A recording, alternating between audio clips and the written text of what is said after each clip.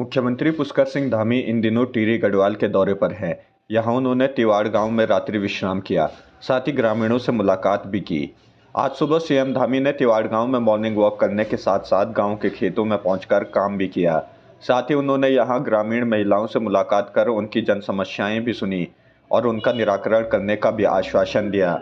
इससे पूर्व मुख्यमंत्री पुष्कर सिंह धामी ने तिवाड़ गांव में चौपाल लगाकर ग्रामीणों की समस्याएं सुनी। इस दौरान ग्रामीणों द्वारा सीएम के गांव पहुंचने पर उनका भव्य स्वागत किया गया। साथ ही रंगारंग कार्यक्रमों का भी आयोजन किया गया।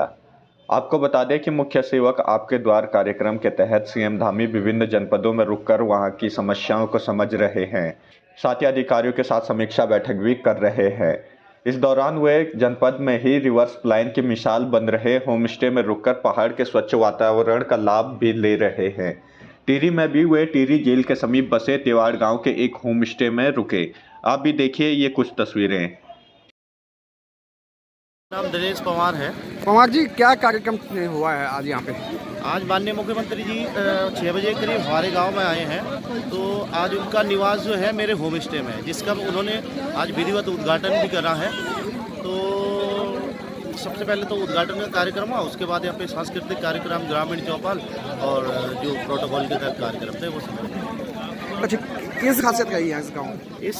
इस गांव की प्रसिद्धि का सबसे बड़ा कारण ये है भाई साहब, एक तो ये टिहरी झील के सबसे नज़दीक हो गया और यहाँ पे जो हमारा ऋषिकेश और मंसूरी से जितना भी टूरिस्ट आता है तो डायरेक्ट टिहरी झील आता है, तो इस गांव के संपर्क में आता है। दूसरा, यहाँ के जितने भी युवा हैं कोई पलायन नहीं किए, सब अपना यहाँ पे स्वरोजगार कर रहे हैं। टिहरी झील में बोटिंग हो, होम स्टे हो और जितनी भी नई नई एक्टिविटियाँ हैं सबको करना चाह रहे हैं। तो इस वजह से इस गाँव का नाम उत्तराखंड में हो गया। कितने होम स्टे हैं आपके यहाँ गाँव में? यहाँ पे रजिस्टर तो 15-20 होम स्टे है शायद, लेकिन 30 से 32 होम स्टे इस समय चल रहे हैं।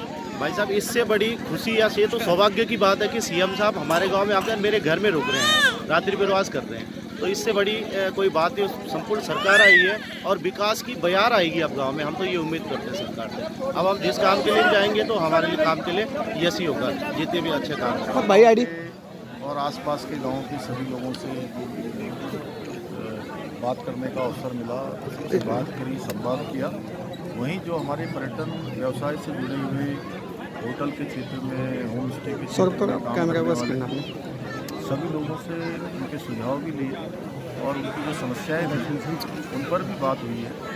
और जो आगे कैसे बहुत सारी जो परेशानियाँ, चुनौतियाँ हैं उन पर सरकार और ये सामाजिक संगठनों के लोग मिलकर जो है एक साथ काम करेंगे, जिससे कि जो भी आने वाली रुकावटें हैं उन रुकावटों का हम लोग समाधान खोजेंगे। इसमें होटल व्यवसायी भी हैं, इसमें रिजॉर्ट चलाने वाले लोग हैं, होम स्टे चलाने वाले हैं, राफ्टिंग के क्षेत्र में और पर्यटन के अन्य व्यवसाय को करने वाले लोग हैं।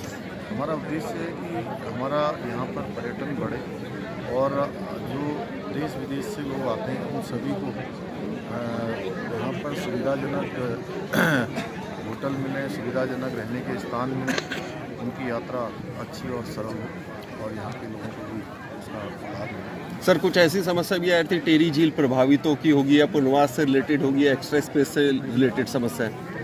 कुछ समस्याएं हैं।